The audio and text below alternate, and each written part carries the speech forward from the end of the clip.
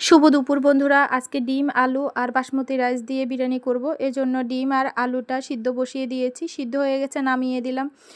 আর এখন বসালাম গরম জল, দারচিনি, এলাচ, লং, তেজপাতা, 1 চামচ লবণ দিয়ে জলটা ফুটতে দিয়ে দিয়েছি। এখান দিয়ে পেঁয়াজ বেরেস্তাটা করে নামিয়ে রেখে দিয়েছি। জলটা ফুটে গিয়েছে, এজন্য বাসমতি রাইসটা দিয়ে দিয়েছি।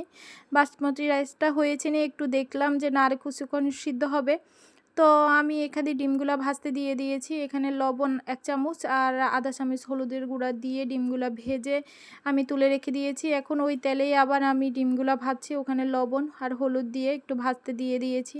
এর মাঝখান দিয়ে আমার বাসমতি রাইসটা হয়ে গেছে, এজন্য নামিয়ে নিলাম। এখন মশলাটা তৈরি করে নিচ্ছি। পেঁয়াজ, রসুন, কাঁচামরিচ, আদা বাটা, আর ঘরে টক দই ছিল না, এই জন্য দুধের গুঁড়া, লেবু আর একটু জল দিয়ে টক দইয়ের মতো বানিয়ে নিলাম। আর দিলাম হলুদের গুঁড়া, আর হচ্ছে রাঁধুনি যে বিরিয়ানি মশলার প্যাকেট, ওখান থেকে 1 চামচ দিয়ে দিলাম। আর দিয়ে দিলাম 1 চামচ মরিচের গুঁড়া। আর এখান দিয়ে আমার হয়ে গেছে আলুগুলা, এজন্য নামিয়ে নিলাম। এখন ওই কড়াইয়ের তেলেই আবার আমি মশলাগুলা কষানোর জন্য দিয়ে দিয়েছি। মশলাগুলো যত ভালো মতন কষানো হবে ততই ভালো লাগবে খেতে, এই জন্য মশলাটা কষানো হয়ে গেছে। ডিম আলুগুলা দিয়ে আরও কিছুক্ষণ ভালো মতন কষিয়ে এবার জল দিয়ে দিয়েছি।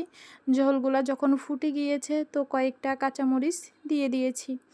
এখন ঝোলগুলা যখন একেবারেই শুকিয়ে গিয়েছে তখন আমি লেয়ার তৈরি করে নিলাম। কড়াইতে আমি ঘি দিয়ে দিয়েছি অফ ক্যামেরায়। তো ওখানে আবার বাসমতি রাইসটা দিয়ে ডিম আলু ঝোল দিয়ে আবার আরেকটা লেয়ার করলাম।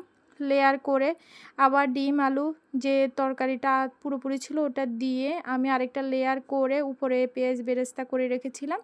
পেঁয়াজ বেরেস্তা দিয়ে আমি একটি ঢাকনা দিয়ে ঢেকে দিয়েছি আর একটা ভারী জিনিস দিয়ে দিয়েছি।